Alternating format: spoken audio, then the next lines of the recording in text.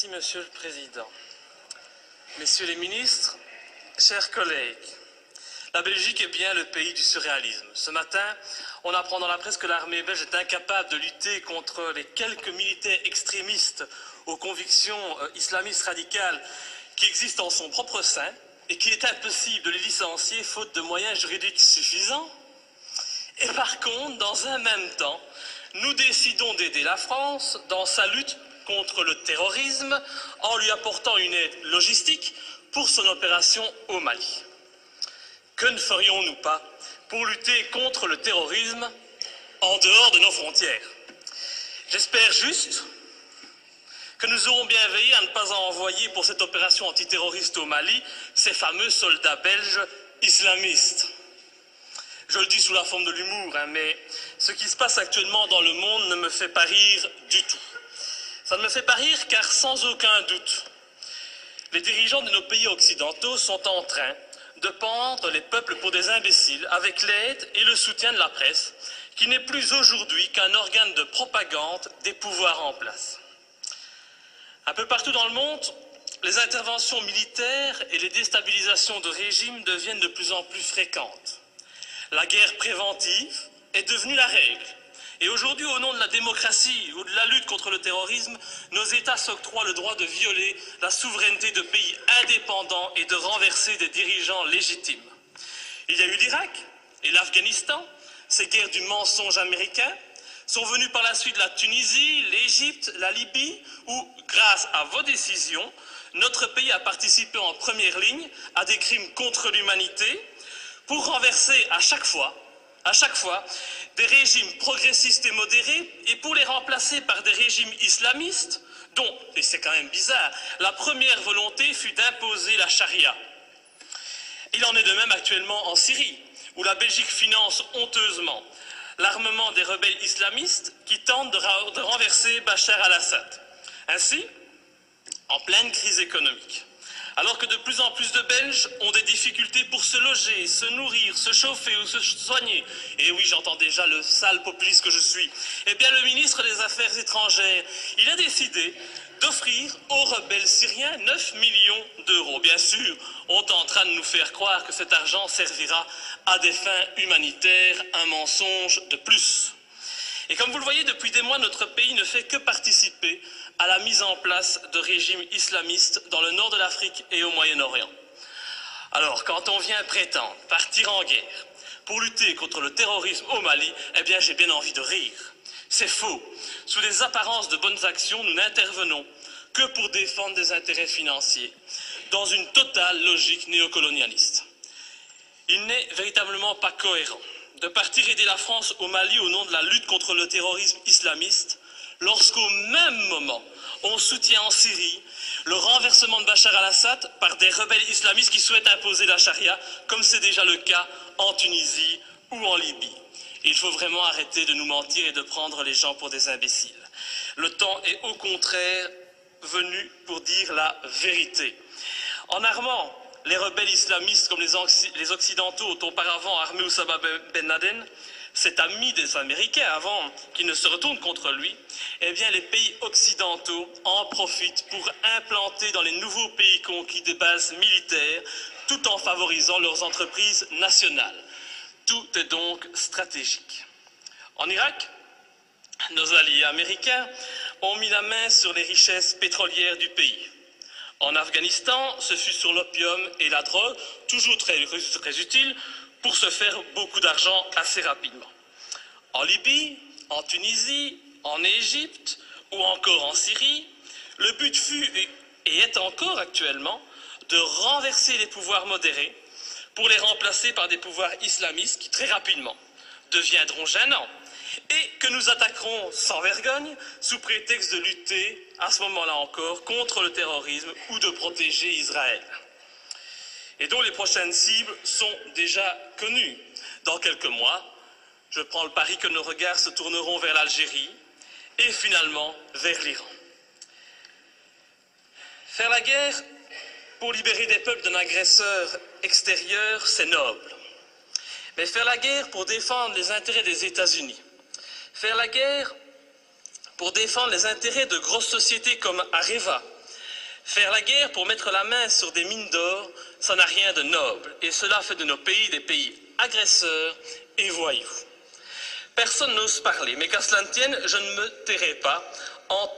Et tant pis si ma lutte doit me faire passer pour un ennemi de ce système qui bafoue les droits de l'homme au nom des intérêts financiers, géostratégiques et néocolonialistes.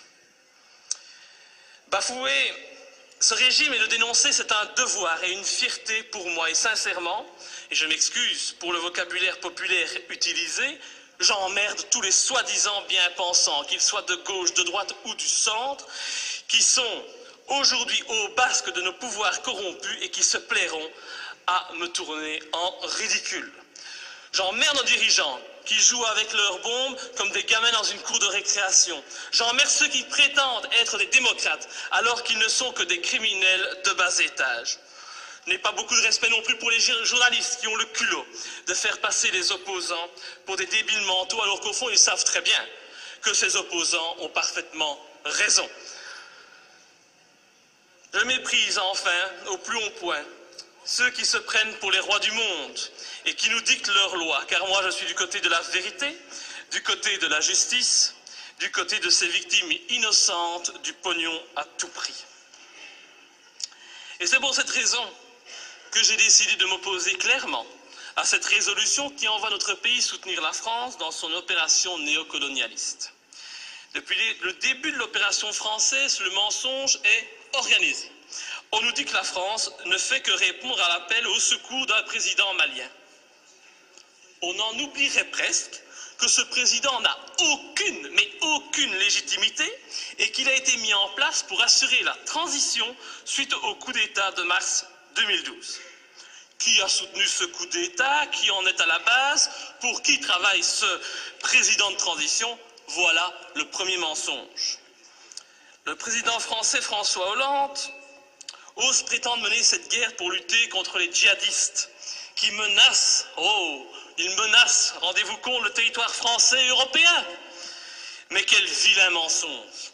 En reprenant cet argument officiel, tout en profitant pour effrayer la population, en augmentant le niveau de la menace terroriste, en mettant en œuvre le plan Vigipirate, nos dirigeants et les médias font preuve d'un culot inimaginable. Comment peut-on oser sortir un tel argument alors que la France et la Belgique n'ont pas hésité à armer et soutenir les djihadistes en Libye et que ces mêmes pays continuent actuellement à soutenir ces djihadistes en Syrie? Ces prétextes ne servent qu'à cacher des desseins stratégiques et économiques. Nos pays n'ont même plus peur de l'incohérence car tout est fait pour la cacher. Mais l'incohérence est pourtant bien présente. Ce n'est pas demain que vous verrez un Malien venir commettre un attentat en Europe. Non, à moins qu'on en crée un subitement pour mieux justifier encore cette opération militaire. On a bien créé le 11 septembre pour justifier l'invasion, l'arrestation arbitraire, la torture et le massacre de populations innocentes. Alors créer un terrorisme malien, bon, ça ne doit pas être trop compliqué pour nos dirigeants sanguinaires. Un autre argument utilisé pour justifier ces derniers mois les opérations militaires, c'est la protection des droits de l'homme. Ah, cet argument est encore utilisé aujourd'hui pour justifier la guerre au Mali. Mais oui, nous devons agir, car sinon les méchants islamistes radicaux vont imposer la charia au Mali, lapider les femmes et couper les mains des voyous. Oh, c'est vrai que l'intention elle est noble et salvatrice, c'est sûr. Mais pourquoi alors? Mais pourquoi, bon Dieu, nos pays ont-ils alors participé à l'accession au pouvoir en Tunisie et en Libye d'islamistes qui ont décidé d'appliquer cette charia dans ces pays qui étaient, il n'y a pas si longtemps de cela encore, modernes et progressistes?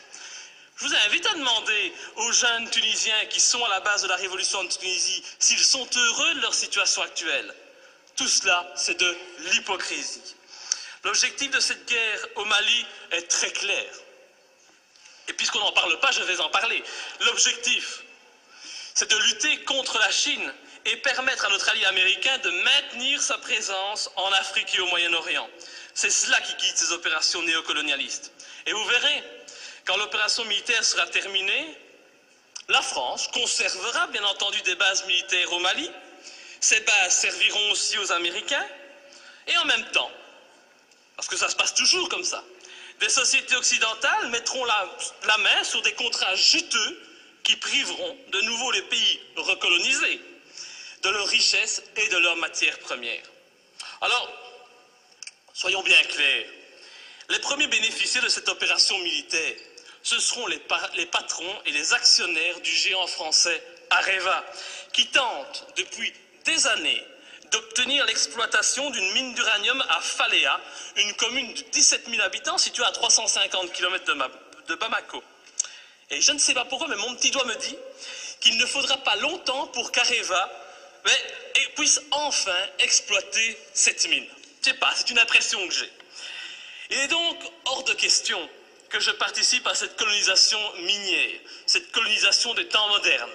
Et pour ceux qui doutent de mes arguments, je les invite sincèrement à se renseigner sur les richesses du Mali. Le Mali est un grand producteur d'or, mais depuis peu, il a été désigné, comme étant un pays qui offre un environnement de classe mondiale pour l'exploitation d'uranium. Mais comme c'est bizarre, un pas de plus vers une guerre contre l'Iran, c'est une évidence.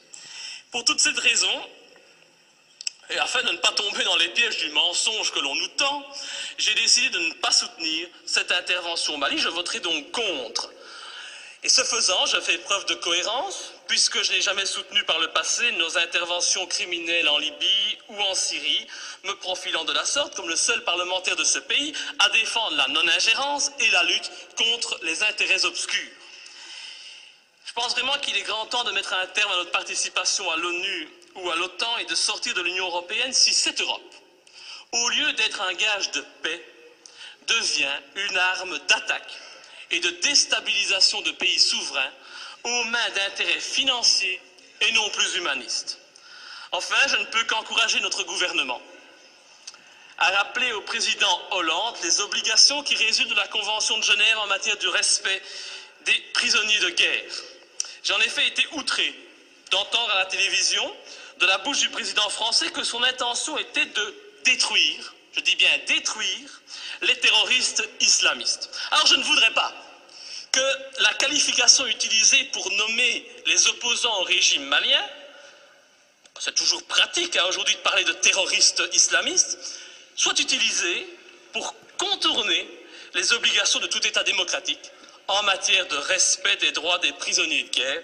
Nous attendons un tel respect de la patrie des droits de l'homme. Enfin, et pour terminer, permettez-moi de souligner la légèreté avec laquelle nous décidons de partir en guerre. Tout d'abord, le gouvernement agit sans la moindre autorisation du Parlement, il paraît qu'il en a le droit. Il envoie du matériel, des hommes au Mali. Le Parlement réagit par la suite, et quand il réagit, comme aujourd'hui, eh bien, cette institution n'est composée que d'un tiers de ses membres. Encore beaucoup moins si on parle des élus francophones. C'est donc une légèreté coupable qui ne m'étonne pas vraiment, venant d'un Parlement de toutous soumis au diktat